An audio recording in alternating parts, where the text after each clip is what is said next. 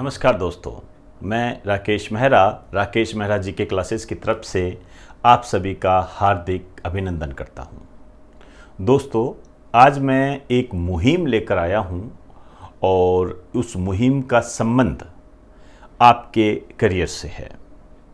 आप जो SSC, railway या अन्य कोई भी एग्ज़ाम की जो तैयारी कर रहे हैं, उसके संबंध में मैं कुछ आपसे चर्चा करने आया हूं।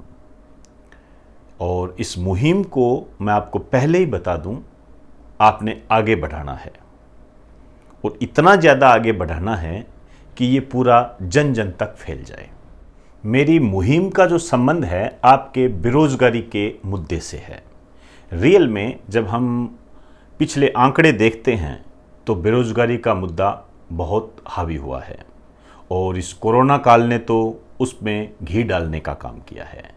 जो भी हो, हमें कुछ बातें हैं जो ध्यान रखनी होगी और उसका हमें विरोध करना होगा, क्योंकि हम लोकतांत्रिक भारत में रहते हैं। मैं मानता हूं वर्तमान में जो देश है, लोकतांत्रिक की बजाय कुछ शब्द है भक्तों, चमचों, इनमें बंटा हुआ है, जो कि एक, मैं अपने व्यू से कहूं तो दुर्भाग्यपूर्ण है। और एक टीचर होने के नाते जितनी मैंने हिस्ट्री पढ़ी है, ये आने वाले समय में तानाशाही का आगाज होता है। तो इस सिस्टम से परे हम एक नई बात करने जा रहे हैं, क्योंकि मैं एक टीचर हूं और आप एक विद्यार्थी है, स्टूडेंट है। हमें डेवलपमेंट की बात करनी है।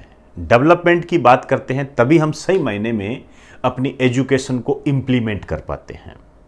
हमें इन ग्रुप से, जो भक्तों का, चमचों का, इस टाइप के जो ग्रुप बने हुए हैं, उनसे हमें दूर रहना है। हमें आज भी यही कहना है कि हम लोकतांत्रिक भारत के नागरिक हैं। यदि कोई गलत करता है तो हम उसका समर्थन नहीं करेंगे और जो सही करता है हम उसका समर्थन करेंगे। इस तरीके से हम चलने वाले लोग नहीं है कि किसी ने हमें कहा, किसी ने मतलब जैसे मीडिया ने कहा, मीडिया ने हमें जो कहा हम उसी के रास्ते पर चल पड़े। ये गलत होता है। मैं अभी इन्हीं बातों पर मैं चर्चा करने जा रहा हूं। मूल रूप से जो मैं आपकी समस्या बताने जा रहा हूं, जैसे एसएससी के एग्जाम नहीं हो रहे,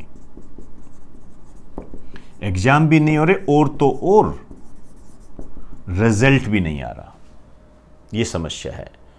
और इसी के सिमिलर एक समस्या और है, वो है आपके रेलवे की। 2019 में वैकेंसी निकली थी और 2019 में ही चुनाव हुए थे। तो मैं अपने व्यू से कहूं तो अपने आप में एक चुनावी फंडा था। कोई हैरत नहीं है, मैं भारत में रहता हूं और भारत का नागरिक हूं। और जिस तरीके से मैंने इस रेलवे के संबंध में जो आगामी स्थितियां जो मैंने देखी है, और मैंने क्या देखी है, आपने भी देखी है, फॉर्म भरे गए, बार बार एग्जाम डेट डाली गई और बार बार इसको आगे खिसकाया गया। अभी भी इसके बारे में कोई पूर्णतया नॉलेज नहीं है हमारे पास में, कोई न्यूज़ नहीं है हमारे पास में। कह रहे हैं 2021 के अंत में होगा, कई तो ये कह रहे हैं 2022 में होगा, और कई तो यहां तक कह रहे हैं कि रेलवे का निजीकरण करने के बाद में ये सारी वैकेंसियां ही रद्द हो जाएगी। तो ये स्थितियां हमारे सामने हैं। हम कहीं से ही बात कर लीजिए, राजस्थान की बात कर लीजिए, चाहे राजस्थान में जो आरएएस 2016 है, इनकी नियुक्ति नहीं हुई अभी तक। 2016 की बात कर रहा हूं, 2021 आने को है, और 2018 ये भी आगे प्रोसेसिंग में है। कुछ नहीं कह सकते कब कोर्ट में चली जाइए। इन पे भी कोर्ट में मुद्दे चलते रहते हैं, वैकेंसियां चली रहती है। ये सब बातें, इनका विरोध करना है आपने, और इस विरोध में मैं आपके साथ हूं। और मैं ये बताना भी चाहूँगा कि कई यूट्यूब चैनल जो अन्य सब्जेक्ट पढ़ाते हैं, मैथ पढ़ाते हैं, रीजनिंग, इंग्लिश, जीके, जो भी अपना अपना ज्ञान आप सबको देते हैं, वो उन्होंने इस मुहिम को आगे बढ़ाया है। और मैं ऐसे टीचर्स को सैल्यूट करता हूं, बिल्कुल सैल्यूट करता हूं, जिन्होंने स्टूडेंट की इस समस्या को तो उठाया और मुझे लगा मुझे भी ये समस्या उठानी चाहिए और मैं आपसे बिल्कुल इसके बारे में कहूँगा। आप चाहे मेरा कोई वीडियो, वैसे भी आप जानते हो कितना शेयर करते हो, कितना क्या करते हो, लेकिन इसको आपने जन जन तक पहुंचाना है। ध्यान रखें, कम से कम इसको तो पहुंचाइए, ये आपका अपना मुद्दा है। मैं माननीय प्रधानमंत्री नरेंद्र मोदी जी का बहुत सम्मान करता हूं और करना भी चाहिए, क्योंकि हमारे देश के प्रधानमंत्री हैं। लेकिन मैं कल उनकी मन की बात सुन रहा था। 2-3 बातें मैं ब्रीफ में आपको बताना चाहूँगा। भारतीय नस्ल का श्वान पाले, श्वान मतलब कुत्ता, खिलौने बनाइए, सितंबर को पोषण माह के रूप में मनाइए, और 75 साल पूरे हो रहे हैं 2022 में भारतीय आज़ादी के, तो इस उपलक्ष्य में आप जो क्रांतिकारी थे उन पर कविताएं लिखें, नाटक लिखें। बिल्कुल सम्मान करता हूं उनकी बात। उन्होंने यदि कोई बात कही है तो बहुत सोच विचार कर बात कही है। वहां तक तो हमारा दिमाग में नहीं पहुंच पाता होगा जहां तक उनका दिमाग जाता है। लेकिन मैं यहां पर एक बात जरूर कहना चाहूंगा, यदि ये स्थितियां हैं, यदि ये स्थितियां युवा वर्ग के साथ है, स्टूडेंट के साथ है, तो मुझे नहीं लगता कि वो भारतीय नस्ल का श्वान पाल सकता है, या खिलौने बना सकता है, या कविताएं या नाटक लिख सकता है, या अन्य कोई गतिविधि कर सकता है। मुझे नहीं लग सकता, पोषण माह तक नहीं बना सकता वो, यदि ये स्थितियां हैं। क्योंकि इन स्थितियों को देखते हुए स्टूडेंट का जो बैलेंस ऑफ माइंड है वो गड़बड़ाया हुआ है।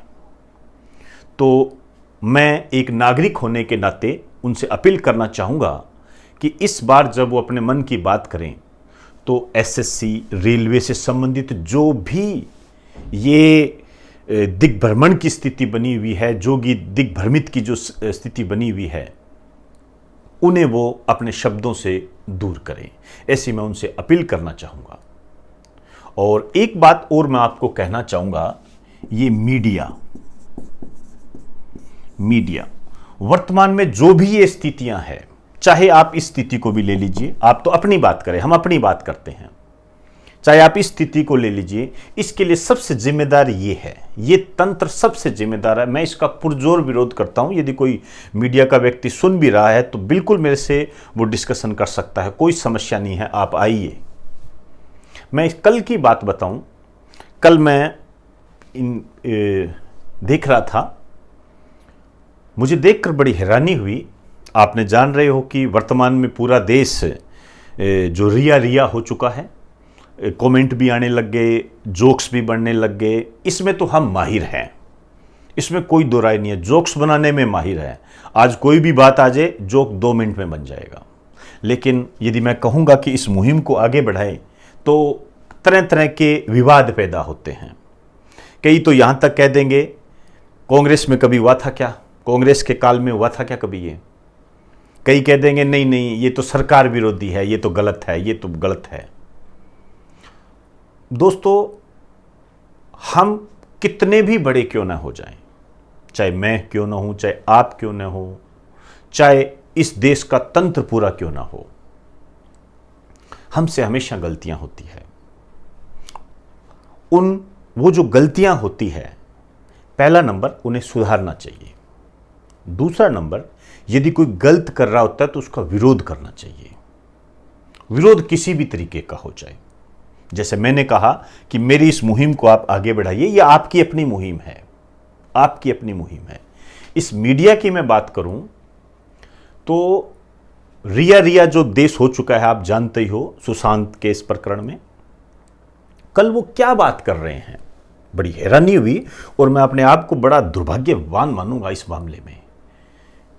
ये है रिया चक्रवर्ती, ये अपने घर से निकल रही है, इन्होंने काले रंग का मास्क लगा रखा है, ये इस गाड़ी की बीच वाली सीट में बैठी है, कल ये साइड वाली सीट पे बैठी थी। क्या है ये? क्या ये तंत्र होता है? ये सुनने के लिए बैठे हैं हम।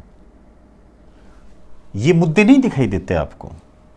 वो काम कर रही है, सीबीआई कर रही है, उसको करने दीजिए, न्यूज़ है दीजिए। सब दिन यही चल रहा है, सारा दिन यही चल रहा है। एसएससी के रिजल्ट कब आएगा, रेलवे का रिजल्ट कब आएगा, बच्चे का क्या भविष्य रहेगा, लॉकडाउन में जो शिक्षण संस्थान है ये कब खुलेंगे, इनका क्या सिस्टम है। कोरोना ठीक है, हम शिक्षण संस्थान नहीं खोल रहे, कि क्यों नहीं खोल रहे, कोरोना चल रहा है। सबसे ज़्यादा जो सिस्टम है खराब करता है वो है पब्लिक ट्रांसपोर्ट। पब्लिक ट्रांसपोर्ट खुल रहे हैं, दारू शराब सबसे पहले खुली थी। तो मेरा व्यू ये है, जिस सिस्टम से गवर्नमेंट को ज़्यादा फायदा हुआ उस सिस्टम को उन्होंने पहले खोल दिया, और जिससे फायदा नहीं हुआ वो कोरोना के लिए जिम्मेदार हो गया। तो आपसे मैं ये आगाह करूंगा, एक तो इसका पूर्ण रूप से विरोध करें, पूर्ण रूप से इसका विरोध करें। इसको जितना डिसलाइक कर सकते हो उतना कीजिए, और इसका हर जगह विरोध करें, क्योंकि ये जब तक ये मुद्दे नहीं उठाएगी तब तक व्यर्थ है। क्योंकि पूरी नींव जो है वो युवा वर्ग पर है। युवा वर्ग मतलब स्टूडेंट पर है। जो आगामी देश का सिस्टम लिखेंगे वो ये युवा वर्ग है, और उनके लिए ये चीजें होनी बहुत जरूरी है। इनके बगैर ना तो हम भारतीय नस्ल का कुत्ता पाल सकते हैं और ना ही हम पोषण माह बना सकते हैं। बिल्कुल नीट एंड क्लियर बात है। तो दोस्तों, ज़्यादा वक्त आपका नहीं लूँगा। आप इस मुहिम को, जो कि आपकी अपनी मुहिम है, हर जगह शेयर करें। और मेरे जो साथी टीचर हैं, मैं वापस उनको सैल्यूट करना चाहूँगा, जिन्होंने इस तरह की मुहिम को यूट्यूब चैनल पर चला रखा है। और डिजिटल रूप से जो हम विरोध कर रहे हैं, क्या पता उसका फ़ायदा हमें देखने को मिले, और इन परीक्षाओं का आयोजन हो, इन परीक्षाओं में पारदर्शिता हमारे सामने आए, और हम एक जो इतिहास लिखने की जो बात करते हैं, हम अपने जो लक्ष्य प्राप्ति की बात करते हैं, उसको कम से कम एक मोड़ दे सकें। ठीक है, हम बैठे हैं, आपको मोटिवेट करते हैं, पढ़ो, पढ़ते रहिए, लेकिन हमारा जो बैलेंस ऑफ माइंड है उसके लिए इनका स्पष्टीकरण होना बहुत ज़रूरी है। मेरे पास हज़ारों मैसेज आते हैं, बात करते हैं, स्टूडेंट पर्सन मिलते हैं, कहते हैं सर कब होंगे एग्ज़ाम। दुर्भाग्य है मेरा, मैं उनको नहीं बता सकता कि कब होंगे एग्ज़ाम। उसके लिए जिम्मेदार ये सिस्टम है, ये सिस्टम। और इसी सिस्टम को सही करने के लिए आप इसको ज़्यादा से ज़्यादा शेयर करें। क्लियर? तो दोस्तों, आप इसको ज़्यादा से ज़्यादा शेयर करें। इसी आश्वासन के साथ, इसी अपील के साथ मैं आपसे इजाज़त चाहूँगा। आप सभी को मेरा नमस्कार।